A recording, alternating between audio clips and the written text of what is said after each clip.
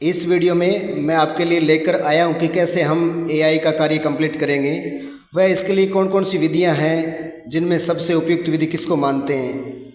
तो अभी मैंने आपको समझाया कि कैसे एआई गन तैयार करनी है, कैसे लोड करनी है। उसके बाद हम एआई करने जा रहे हैं। तो एआई गन तैयार करने के बाद में एआई कैसे करें, तो एआई की यहाँ पे कौन कौन सी विधियां हैं, मतलब कौन कौन से मेथड है, अंग्रेजी में जिसको मेथड बोलते हैं। तो दो मेथड काम में लिए जाते हैं। छोटे पशुओं में मोस्टली वेजाइना स्पेकुलम मेथड काम में लिया जाता है और बड़े पशुओं में रेक्टो वेजाइनल मेथड काम में लिया जाता है। तो यहाँ पे नोट कर सकते हो आप, छोटे पशुओं में मोस्टली और ये बड़े पशुओं में है।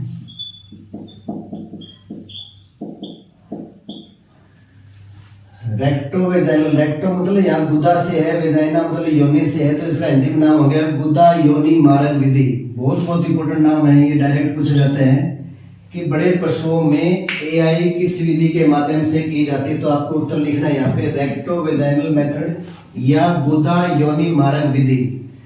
तो गुदा योनि मारक विधि से हम कैसे करेंगे, तो ये कुछ स्टेप हैं, कुछ प्रोसेस हैं। तो सबसे पहले मैंने यहाँ लिखा है इनसेमिनेटर विद एप्रेन गमबूट नाखून कटे होने चाहिए।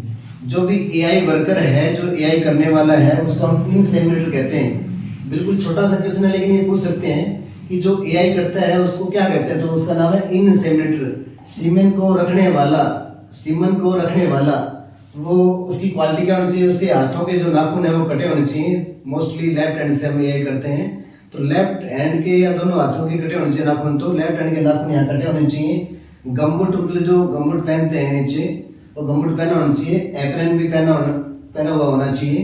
तो ये इसकी यहाँ पे कैरेक्टर है कि ऐसा होना चाहिए। उसके बाद में लिखा है स्लीव पहना हुआ विद लुब्रिकेंट। मैं आपको बताना चाहूंगा ये स्लीव है।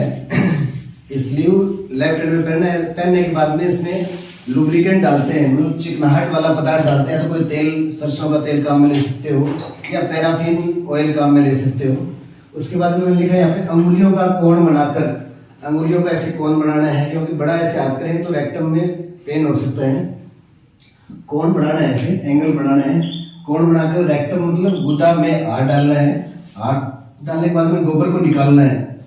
जितना भी गोबर है वो गोबर निकलना चाहिए, नहीं तो बाद में पशु स्ट्रेनिंग करता है, जोर लगाता है। गोबर निकालते वक्त क्या खास ध्यान रखनी है वो आगे मैंने यहाँ लिखा है। बार बार हाथ बाहर नहीं निकालना। ये बहुत पेपरों में किसी ने पूछा गया है कि बार बार अगर हाथ बाहर निकालोगे तो बाहर से अंदर रेक्टम में हवा चली जाती है, तो ऐसे गुफा की तरह नजर आएगा वो, ब्लोइंग जिसको बोलते हैं।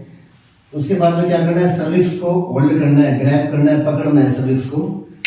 तो जब तक एआई करने जा रहे हैं तो मादा जनांग अंगों के बारे में थोड़ा सा नॉलेज होना जरूरी है, वरना हम एआई नहीं कर सकते ठीक से। आपके सिलेबस के अकॉर्डिंग मादा जनांग, नर जनांग के अंग आपके कोर्स में नहीं है, फिर भी कुछ ही शब्द हैं जो आपको याद करने पड़ेंगे।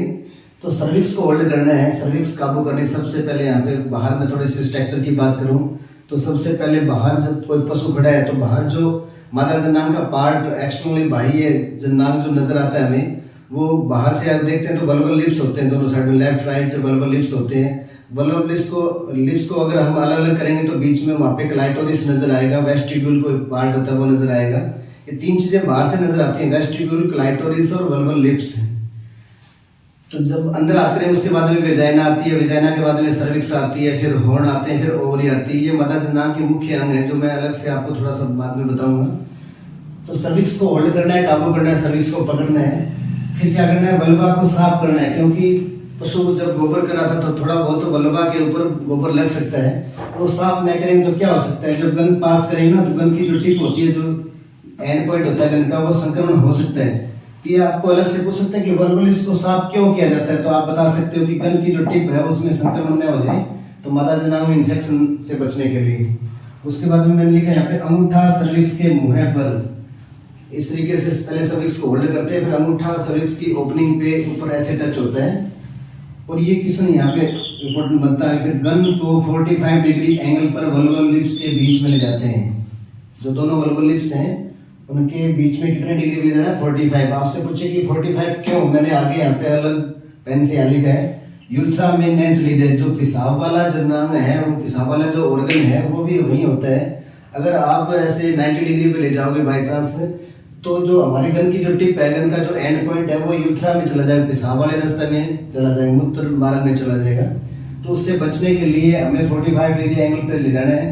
उसके बाद में 45 ले जाने के बाद में अब 90 डिग्री पे ले जाएंगे। आगे मैंने लिखा है गन को 90 डिग्री पर। तो 45 पर कब ले जाना है? जब वल्वल लिप्स जब स्टार्ट कर रहे हैं।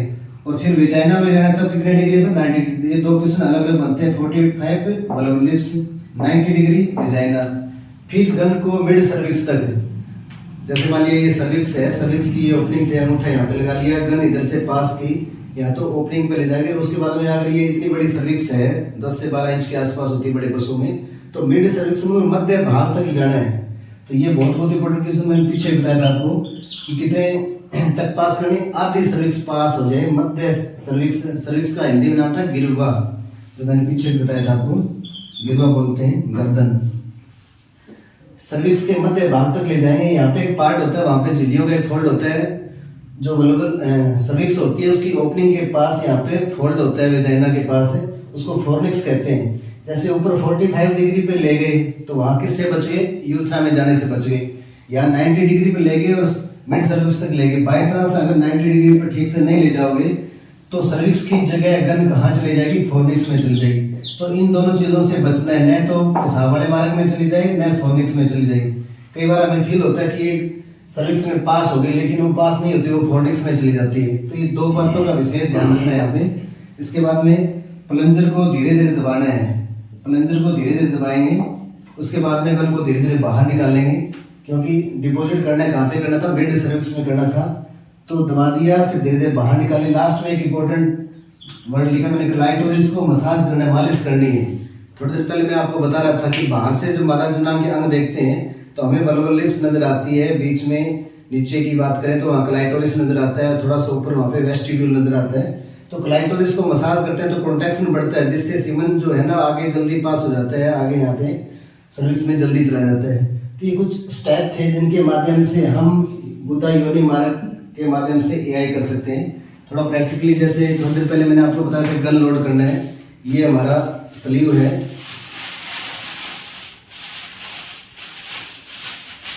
इस तरीके से स्लीव को पहनना है। उसके बाद में हाथ के ऊपर यहाँ पे लुब्रिकेंट के रूप में यहाँ पे मैंने लिखा है कि तेल या पैराफिन लगाना है, क्योंकि चिकनाहट होगा तो रेक्टम में वहाँ पे इंजरी नहीं होगी, ब्लीडिंग से बच सकते हैं।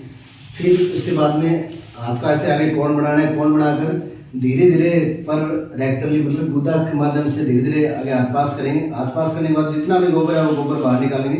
लेकिन गोबर निकालते वक्त क्या खास ध्यान रखना, मैंने आपको बताया था, हाथ बाहर नहीं निकालना बार बार। उसके बाद में सर्विक्स को होल्ड करना है। जैसे मान लिया ये सर्विक्स है तो सर्विक्स को ऐसे होल्ड कर लिया, सर्विक्स को होल्ड कर लिया। सर्विक्स को होल्ड करने के बाद में धीरे धीरे ना जो हमारा अंगूठा है वो ओपनिंग पे, टिप पे लेके आना है, सर्विक्स की ओपनिंग पर। अब जो गन तैयार कर रखी थी हमने, उसके ऊपर जो सीट के ऊपर जो कवर था वो कवर हटा देंगे, वहाँ से कवर हटा देंगे। उसके बाद में सर्विक्स को पहले एआई गन को 90 डिग्री की बजाय पहले 45 डिग्री एंगल पे वल्वल लिप्स में ऐसे ले जाएंगे। उसके बाद में 90 डिग्री पे ओपनिंग पे ले जाएंगे। ओपनिंग पे ले जाने के बाद में कितना गन पास करनी है? आधी सर्विक्स तक पास करनी है। उसके बाद में प्लंजर को धीरे धीरे दबाएंगे, धीरे धीरे दबाना है। उसके बाद में गन को धीरे धीरे बाहर निकालेंगे। उसके बाद में जो वल्वल लिप्स है उसको साइड में करेंगे। साइड में करने के बाद में जो क्लाइटोरिस है उसको मसाज करेंगे। इस तरीके से हमारा एआई प्रोसेसर डन होती है। गन तैयार करने का तरीका मैंने बताया। उसके बाद में कैसे हम एआई करते हैं वो तरीका बताया।